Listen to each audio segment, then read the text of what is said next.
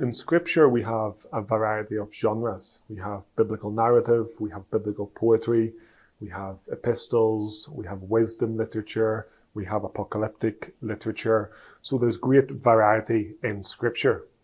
Now, typically as preachers, we take into consideration this variety when we are interpreting the biblical text. We all know that you don't interpret a psalm in the same way you interpret an epistle.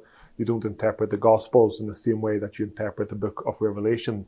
We are aware that different genres affect the way in which meaning is revealed.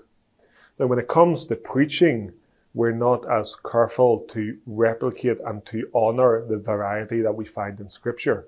So typically we preach a psalm in the same way that we preach an epistle, or we preach the Gospel stories in the same way that we preach the book of Revelation.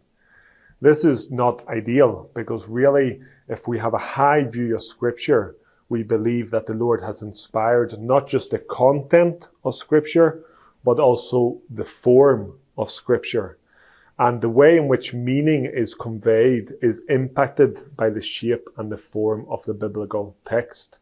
And so my advice and my suggestion is to consider how to replicate and to be faithful expositors, not just of the content of the biblical text, but also consider what you can do in your preaching to replicate the impact of the form of the biblical text. And so preach narrative in a way that maximizes the strengths of biblical narrative. Preach poetry in a way that maximizes the strength of poetry, epistles, and so forth.